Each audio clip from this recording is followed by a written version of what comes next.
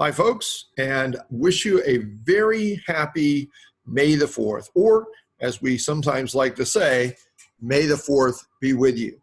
That's right, it is Star Wars Day, and I have been a Star Wars fan for a really, really long time. This, for example, is an original Star Wars toy. This is the Land Speeder that came out in 1978, right after the movie was released. I have here the Star Wars The Empire Strikes Back video game for the Atari 2600. I've collected a lot of Star Wars stuff. I've got a TIE Fighter here. I've got some micro machines, you name it. I like it.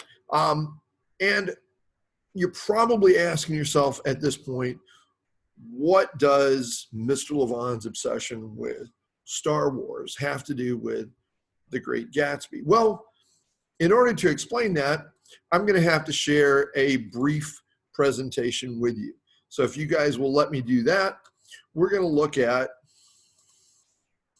this picture. I hope you can all see this. This is a picture of me in 1977. That's what I looked like when Star Wars came out for the first time. This is what I look like now.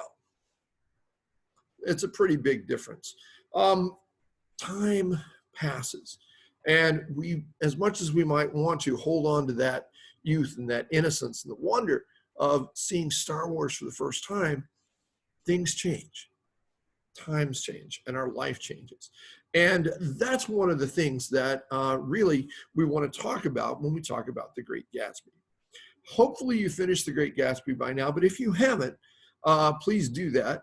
As I wish you, May the 4th be with you.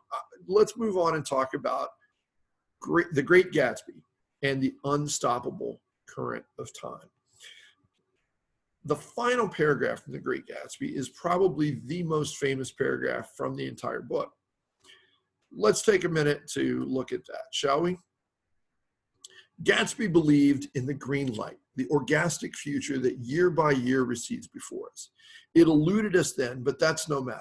Tomorrow we will run faster, stretch out our arms farther, and one fine morning, so we beat on, boats against the current, borne back ceaselessly into the past. When we think about that particular passage, we're reminded of the fundamental problem that Gatsby had.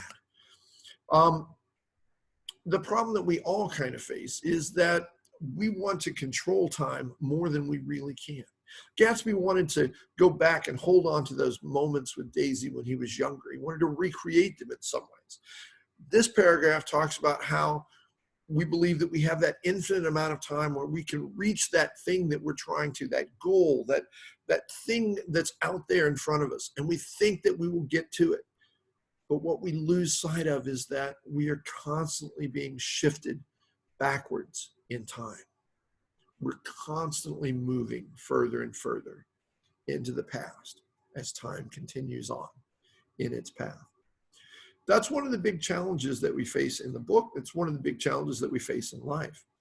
A similar viewpoint is expressed by Tennyson in his poem Ulysses. Ulysses talks about Odysseus, the main character from the Odyssey, as a much older man after he's done all his traveling.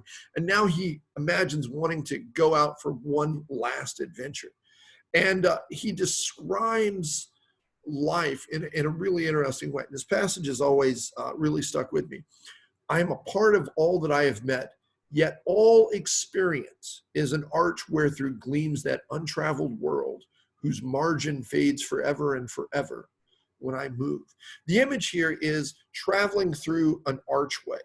And as you move closer and closer to the arch and go further through it, you see more and more open up in front of you, so that as you experience something, you want to experience more, and you want to see more, and you want to keep moving ahead. You keep seeing the things in front of you, and you see a little bit more of them. The margin fades forever and forever when I move.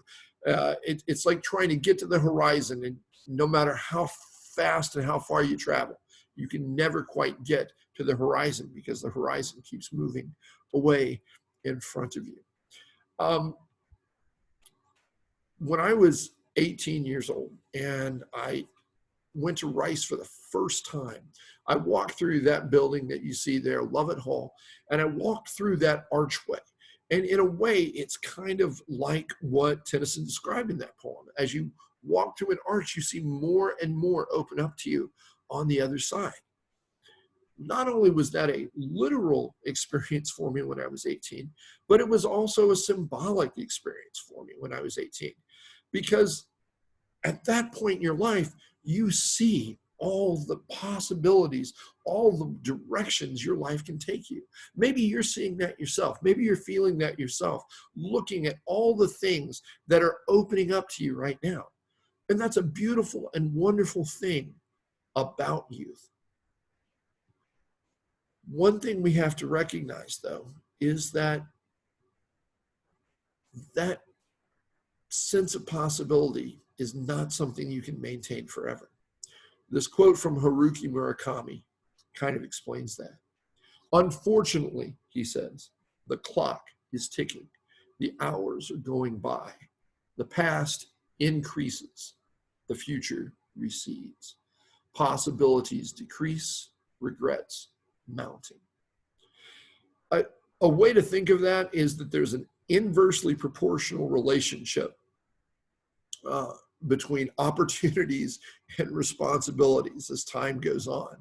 At the age of 19, you have almost unlimited opportunities.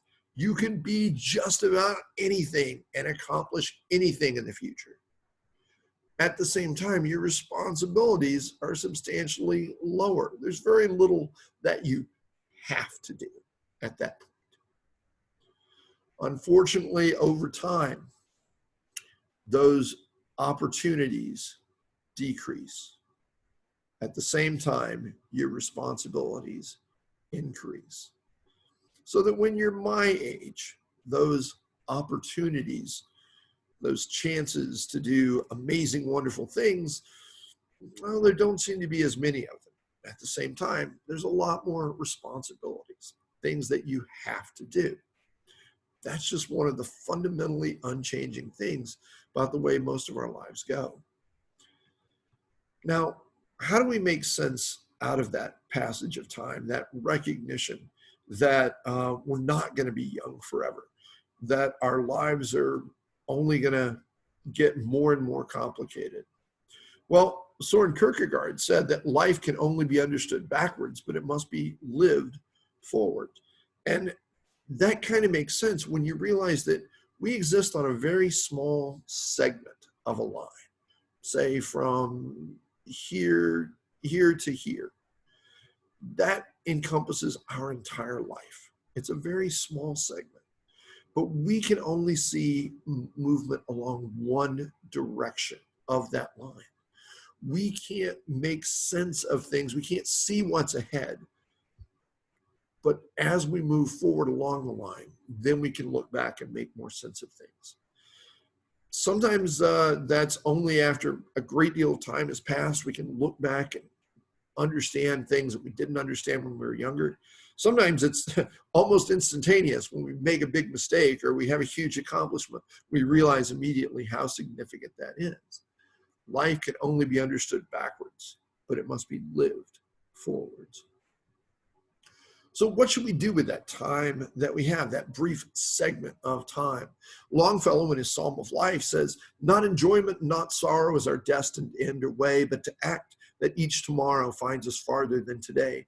Art is long and time is fleeting, and our hearts, though stout and brave, still, like muffled drums, are beating funeral marches to the grave. On the one hand, Longfellow reminds us that our time is finite.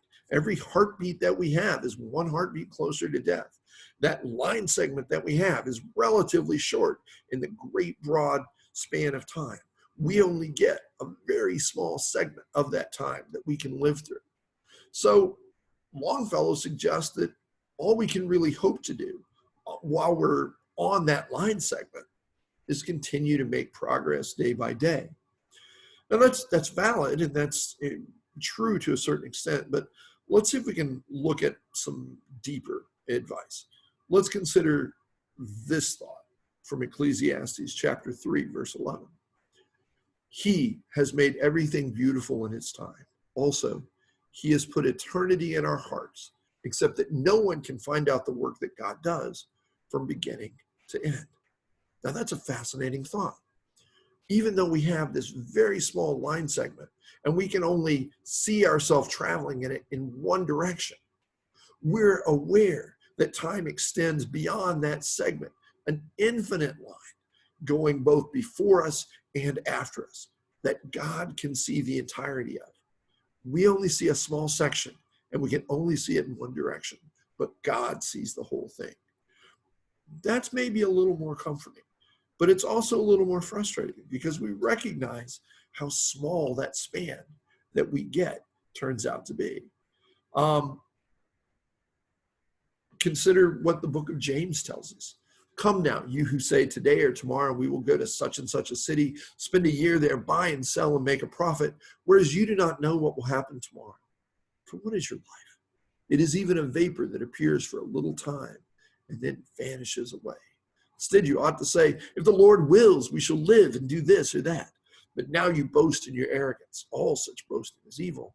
Therefore, to him who knows to do good and does not do it, to him it is sin. This reminds us that we don't even know how long that small segment of time on which we exist is going to be. We're not guaranteed anything. Now, maybe it seems sort of macabre, scary to talk about that while there's a global pandemic going on.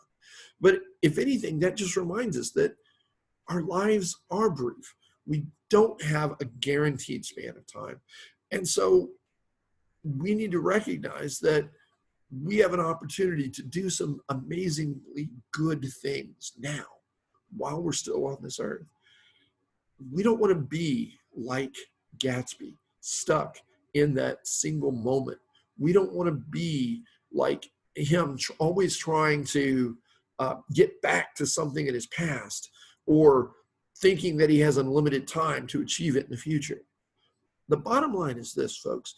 If you think that high school is the pinnacle of your life and the greatest days that you'll ever experience, you're going to be sadly disappointed over the next 60 to 80 years. You don't know how long that span is going to be. You don't know where it's going to take you or what you're going to be able to do with it. And you can't see the future. You can't even really understand all of the past.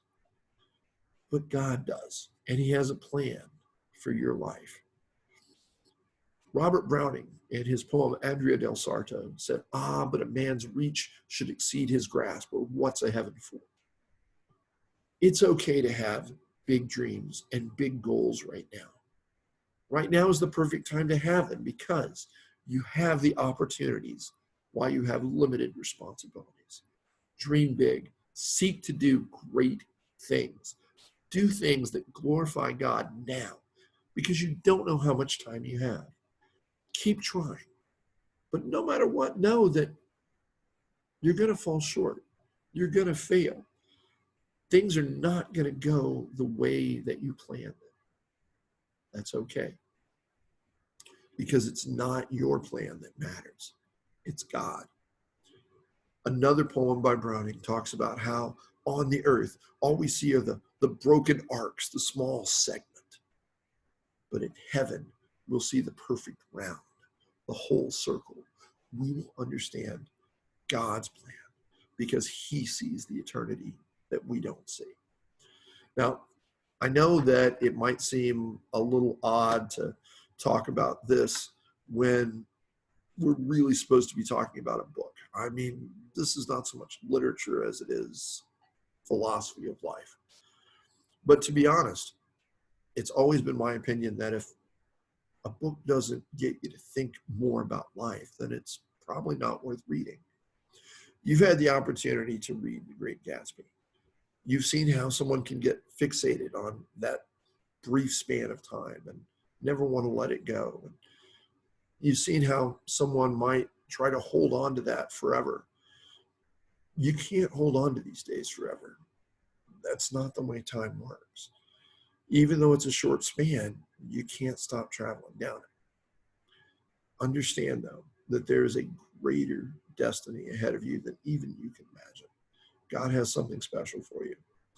I hope that you guys have enjoyed reading The Great Gatsby. I hope that this brief message will cause you to think about a few things. I will tell you that I also hope it will help you as you do your final assessment on The Great Gatsby, which kind of deals with this same topic.